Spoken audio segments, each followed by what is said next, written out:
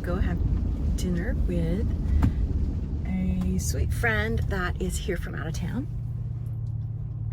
And yeah, living in Hawaii is really interesting because you are constantly having to say goodbye to folks. Like, there's a huge military presence here, which means there's always families PCSing in and out every year, every summer. Our church is a pretty transient church. That's the word. We have so many sweet families that come, and you know, it's interesting because they, and this is pretty true about all the families that this thing is not going to stay. It's like, come on. Okay, it's going to stay. Maybe I may have to get a new mount. But they plug in like right away and serve and pursue friendships, and it's really cool to see that and to watch that. And you know, I've had such sweet dear friends that have been military, and then I just have a hard time with goodbyes. So it's really hard to always have to say goodbye, but I've realized that it's better to loved and lost than never loved at all, as the phrase goes. Like, I try to look at how much I've learned from them and how much more rich my life is because God brought them in my life, and it makes the goodbye a little bit easier, and the fact that they're believers, and I have that assurance I'll see them again one day in heaven, and so that really helps. So we say, oh, it's not goodbye, it's just see you later or till next time. And oftentimes the families will get re-stationed in Hawaii, so we will see them again. But this friend that I'm going to have dinner with is just here visiting for her and her husband's anniversary. So yeah, looking forward to hanging out and cherishing the time that we do get.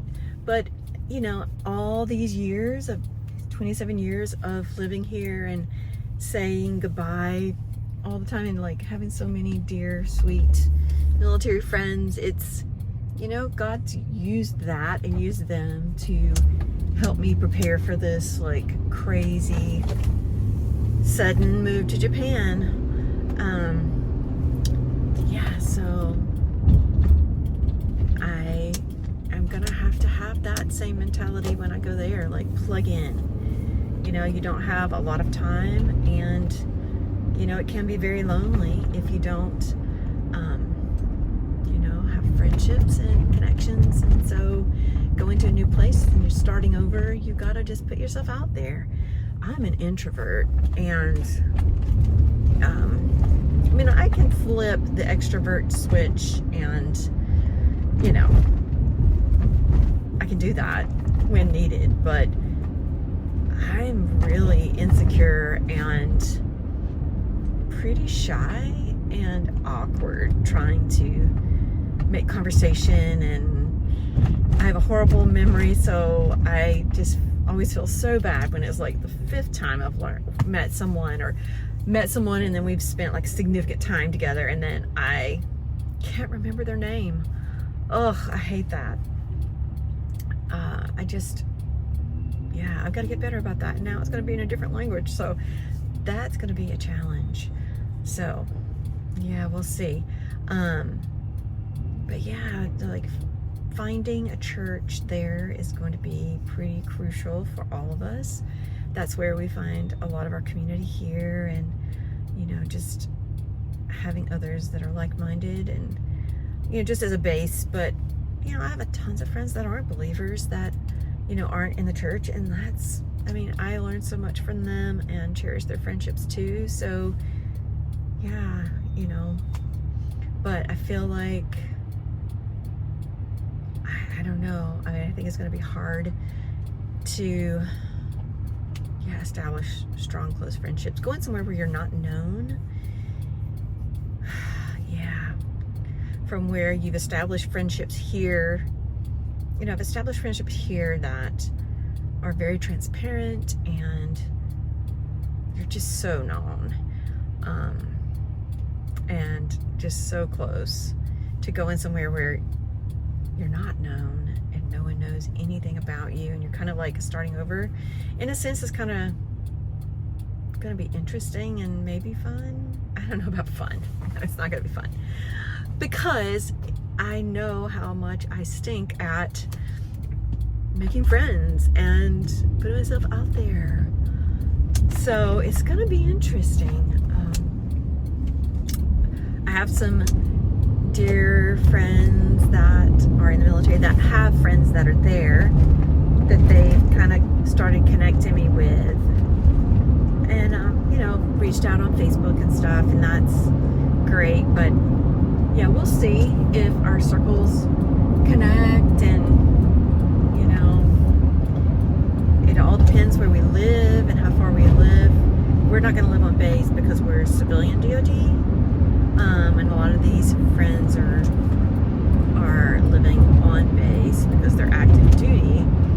So there may be kind of a divide in that way, but yeah, it's just going to be interesting. It's just such an unknown. I'm going to try to do some videos of to give you a glimpse of what kind of houses and what kind of things are out there right now for options that, and these houses aren't going to be available still in January when we go, but it's giving me a good idea of what I like, what I don't like, what's possible, what are possible options, what are different styles and designs. And one thing I think that it's pretty consistently absent from most houses is storage. I've been so shocked to, look at these houses and it's like, okay, a teeny weeny, like really teeny weeny closet. Maybe. Some of the bedrooms don't even have closets. Yeah, it's just interesting. And no shelves. Yeah, it's going to be interesting. But then there are some, closer to the base, there are more like Americanized houses, or like newer houses, like designed to accommodate the American lifestyle and American preferences. And so those may have a stove and may have like a walk-in closet or a storage shed out back. But most houses don't have yards. And very few have storage options. So that's gonna be fun. Yeah, I don't know how I got on that topic. Oh, I'm talking about going to see my friend for dinner.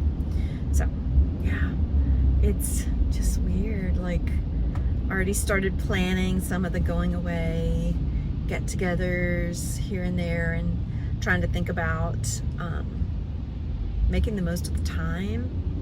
And it's going to fly by. It was so weird. October, it was like I blinked and it was the end of October. Like the week of Halloween, that Saturday, I was with my daughter and I was like, da-da-da-da, and she said something about, oh yeah, on Thursday when we do the No for Kids Night at church, and I was like, what are you talking about? That's not till a couple weeks from now. And she was like, Mom, Halloween's this week. And I about freaked out. I looked at the calendar and I was like, where did all of October go? So yeah, now it's November and the clock is ticking. So yeah, I've got the final job offer, so it's kind of a done deal as of tomorrow. I think he's going to accept it, and then yeah, it's going to be interesting. Yeah. Everything is going to be new and everything's going to be different. Everything's going to take a lot of extra work because I don't speak Japanese, and I know Google Translate. Everybody's like, oh, you'll be fine, Google Translate. Yeah, but I'm not just going for 2 weeks vacation. I'm going to live there and plug into the community, and yeah, so we'll see. But I just feel like my brain hurts thinking about it, because I guess hopefully it'll help me with my memory issues, because I'll just have to work extra hard. Yeah, and I'm just rambling, so oh well, I will let you go. But yeah, I had a very productive day. Got up, and we're doing some different home repairs and things, getting the house ready for when we leave, and we needed to replace an air conditioner unit in the main room that it wasn't cooling any longer. It had been 15, I think we had it 15 years, so it was like the place couldn't even get the parts to repair it, so we had to get a new one, and they were supposed to come at lunchtime, and yeah, they came at 9. So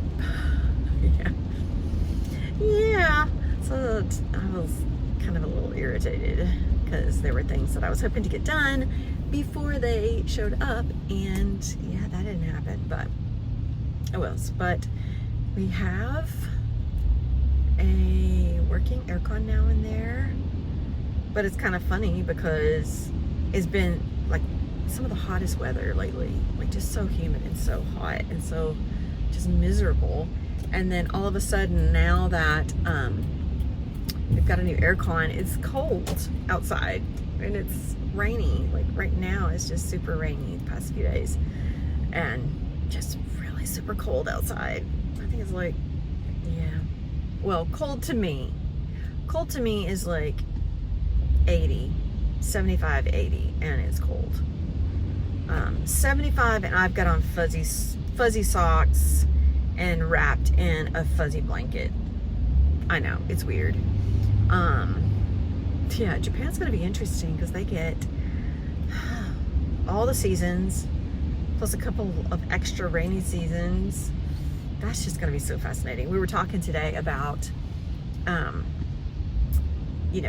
working out, and working out on base, and different potential job options for our son. And I was saying how he was like, where are we gonna live? And I'm like, well, we don't know how far we'll live from base, but the train is super efficient, but then the base is huge. And so I said, maybe we could get bikes that we leave at the front gate, and then take the train, have the bike to bike around on base, and then we can then have another set of bikes to bike around at home.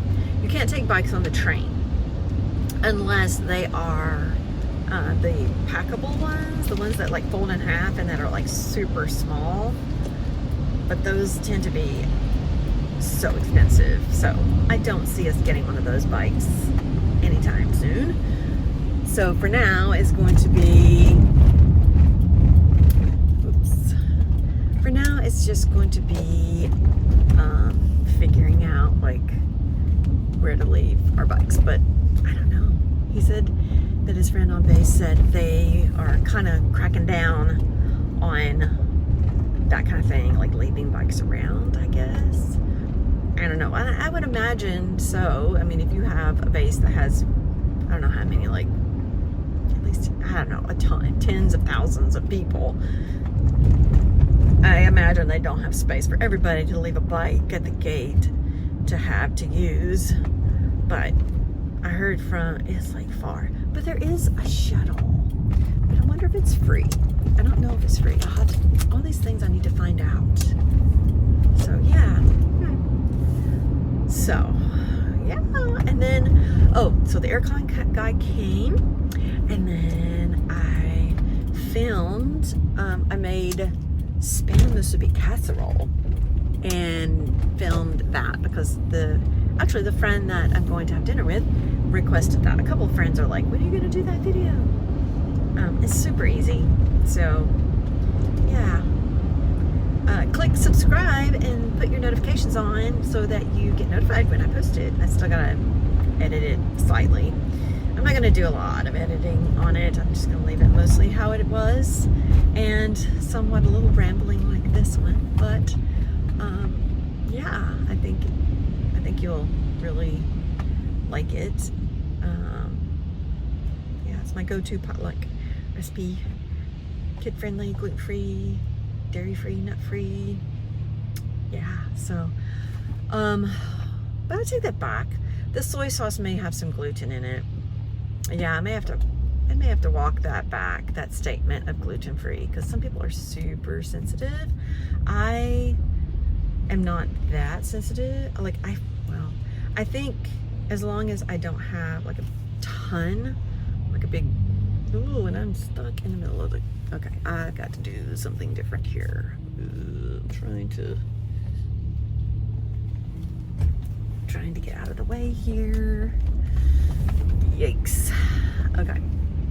Yeah, but now I'm in a turn only lane. How's that gonna work? I'll figure it out. Oh well. Okay, I shall let you go. Oh, but I did that recipe, and then I did beef bulgogi. The Costco pre-marinated beef bulgogi, and I'm just gonna ask this. Yeah, okay, I'm mergy. And just did it in the pan like at regular, just so you kind of see what that is. And then I also did the rice cooker style, where it's so easy peasy, so good. And add gochujang sauce, and yeah, it's super easy. You don't have to stand over the stove. You just 2 cups of rice, 2 cups of water, throw it on top of that, and push start on your rice cooker, and then it's done. You can even add a ton of veggies. I didn't have any veggies right now. I mean, I have mushrooms, but I didn't want to just put mushrooms, and the mix already had some onions. So yeah, but it was good. I think I prefer that to the just a regular pan method. Yeah, so okay, till next time.